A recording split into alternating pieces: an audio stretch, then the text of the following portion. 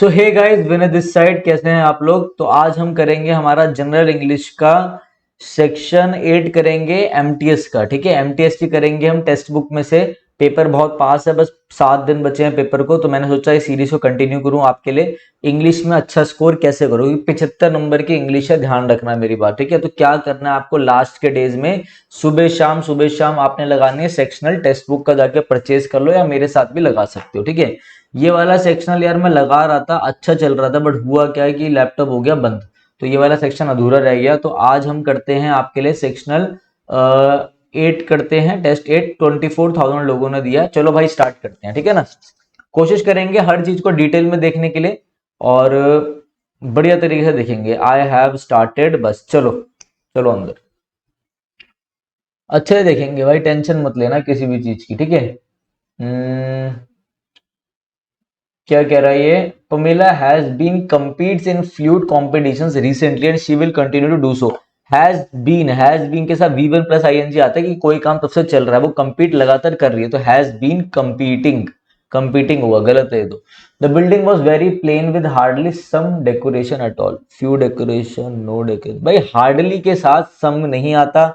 Hardly का खुद का मतलब है रेयरली, मतलब ना के बराबर। हार्डली इज ना के बराबर, तो नो भी नहीं आएगा। एनी डेकोरेशन मेरे हिसाब से करेक्ट है। देखेंगे इसका आंसर क्या दे रहे हैं, सेकंड हम ध्यान रखेंगे। In its simplest form it is a data delivery appliance designed specially for performance. in its simplest form, it is a data delivery appliance designed especially for performance, low cost of ownership, and reliable low cost of ownership. Of के बाद यहाँ पे ये noun आ रहा है, ठीक है। Reliability होगा ना, रिलायबिलिटी। रिलायबल कहाँ से हो जाएगा? रिलायबल के बाद कोई नाउन होना चाहिए था वरना, तो ये भी गलत है। एंड के साथ ना पैरेललिज्म फॉलो होगा, दो चीज सेम चीजें आती है। अगर एडजेक्टिव है तो एडजेक्टिव, नाउन है तो नाउन, ये से ध्यान रखना, ठीक है।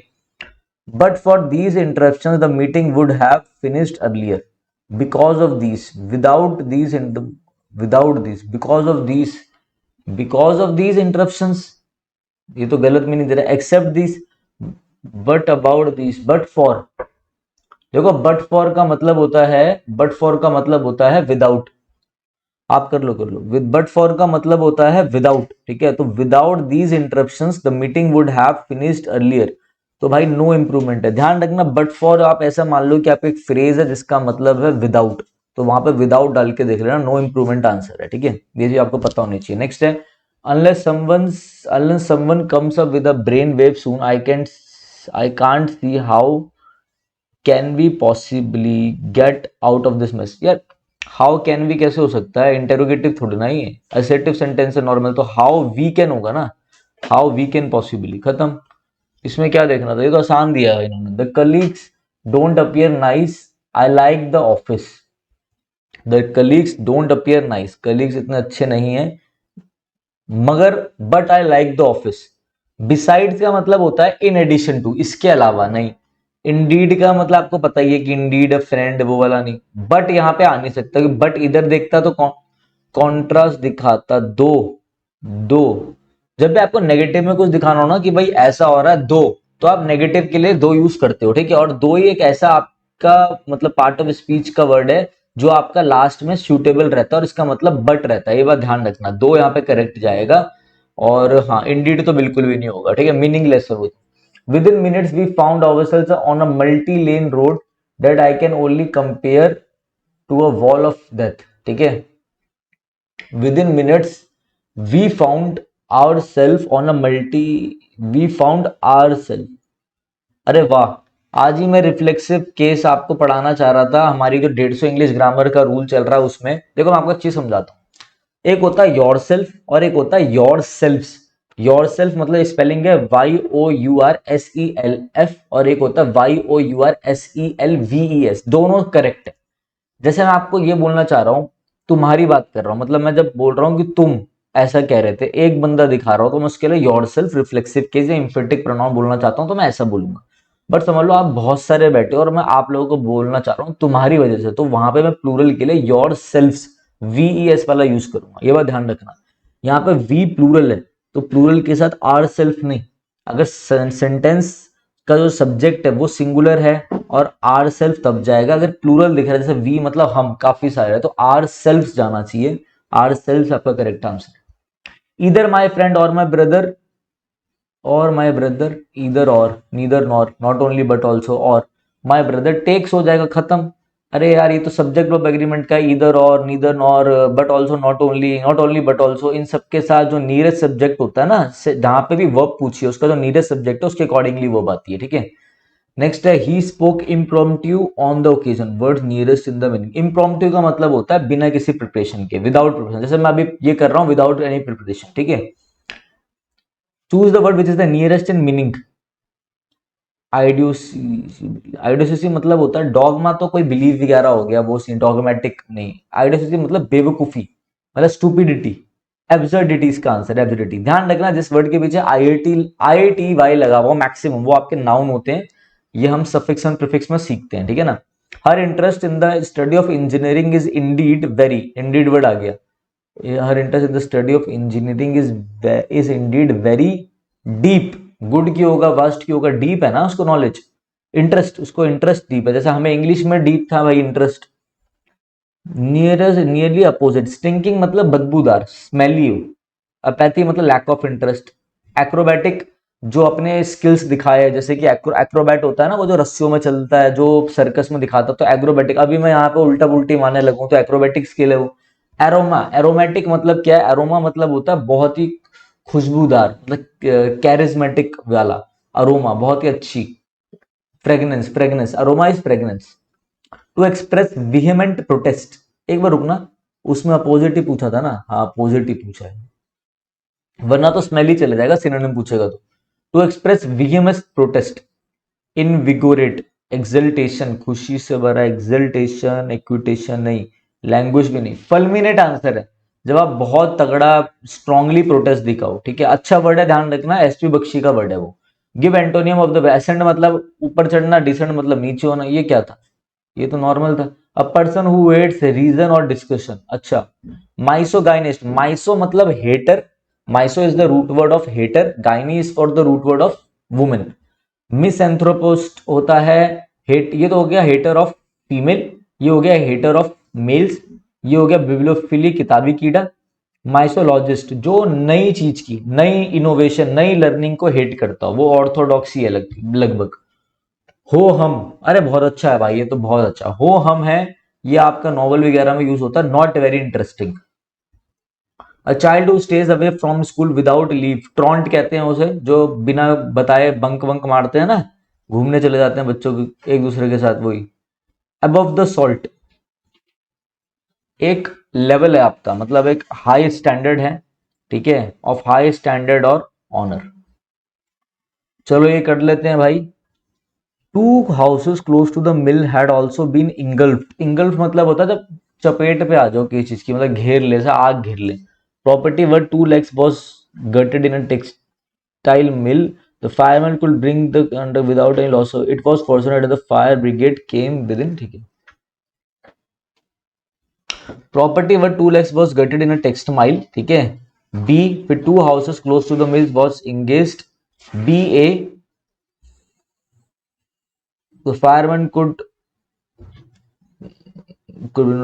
it was B A D C, एक मिनट रुको रुको, बी ए, बी ए, रुको रुको रुको, अच्छा B A, it was not the fireman could bring the without it, B A D C answer है भाई इसका, ठीक है। एक मिनट रुको, बी डी गलत, डी सी गलत, सी ए नहीं गलत, बी आई करेक्ट है, बिल्कुल करेक्ट, ठीक है। अभी क्रॉस चेक करो, zero in on something, zero मतलब forced to hurry to meet a deadline, नहीं ये तो नहीं होगा। Contrary to one's natural inclination, ये दो तो नहीं होंगे, ये मैंने भाई नहीं पढ़ा कहीं पर ही, मैंने खुद नहीं पढ़ा। Zero in on something, similarly न to focus all your attention, zero हूं मैं किसी चीज में, हाँ हाँ नहीं पढ़ा हुआ मैंने, मैं किसी चीज में अगर जीरो हूं तो मैं उसमें और मेहनत करूंगा, जैसे मैंने मैथ्स में करी थी अपने टाइम में, to focus all your attention on a particular thing, ठीक है। चलो, Jupiter threw a log into the pond and said here is a king, some frogs were leading a comfortable life in a pod, in a pond, ठीक है। एक frogs बढ़िया जिंदगी जी रहे थे, however they wanted a king to rule over them, B D, B D, they pray to Jupiter send them a king. C, Jupiter, B D C है, खत्म, बी डी सी है। वी इनवाइट, कॉम्प्रिहेंशन कर लेते हैं भाई, आज थोड़ा late कर रहे हैं, प्रैक्टिस छूट गई ना, ठीक है। We invite you to join us in empowering the women of Nakuru Kenya by providing them with the tools resources and dash. Empowering करना, tools resources and desires, dislike fail skills, यार क्या option दे रखे हैं, ठीक है। They need to change their family life for generation to come. No amount is too little. Let's come together as a global community to dash, to exercise, to declare, to show these women, to show these women, to show, full stop, these, to show these women we appreciate their efforts, ठीक है। We appreciate their efforts and that no matter the situation, we are all in this together. Let's dash them up just like they have lifted us. अरे एक minute रुको, कुछ गड़बड़ हुई है यहाँ पे, हमेशा गड़बड़ होती है, एक मिनट। स्किल्स, ठीक है, कौन सा है, 23वां। शो दे नीड एंड,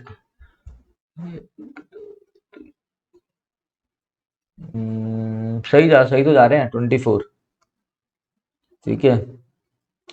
मैं थोड़ा कंफ्यूज हो गया था इसमें ना, ऐसे ऐसे निशान दे रखे हैं ना, इसलिए सही जा रहे हैं। No amount of, let's come together as a global community, 4 मिनट बचे हैं अभी। To dash this women are appreciated, we all are in this together, let's dash them up just like they have lifted, let's lift them up just like they have. अब ये simple तो है, जैसे उन्होंने दूसरों को करा वैसे हम उनको करते लिफ्ट। नेक्स्ट है भाई, सेव एंड नेक्स्ट।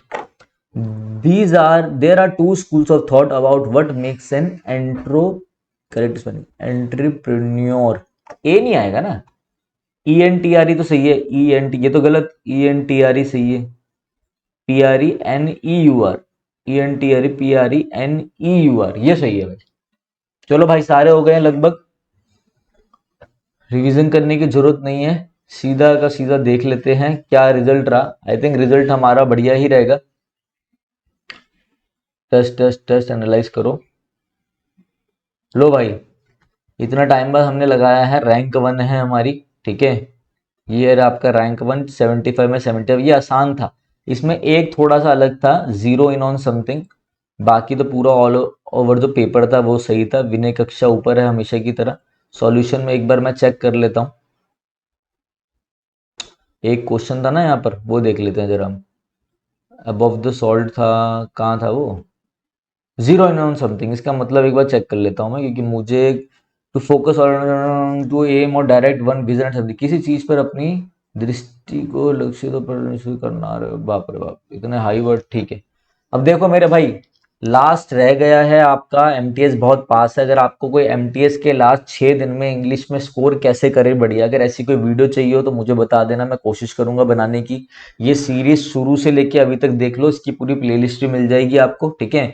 नीचे नीचे जाके देख लेना, बढ़िया काम हो जाएगा। जो हमारी 150 इंग्लिश ग्रामर का रूल है वो जरूर देख लेना, जितनी भी अभी तक वीडियो आई है वो आपका पक्की वो मदद करेगी। अगर आप लोग चाहते हो कि मैं वोकैब का, जैसे अभी आपको 7 दिन बचे हैं तो 7 दिन लगातार वोकैब की सीरीज चला दूं यहाँ पर, जिसमें सारे प्रीवियस ईयर वोकैब कराऊं एमटीएस की, तो मुझे बता देना, मैं करा दूंगा, ठीक है।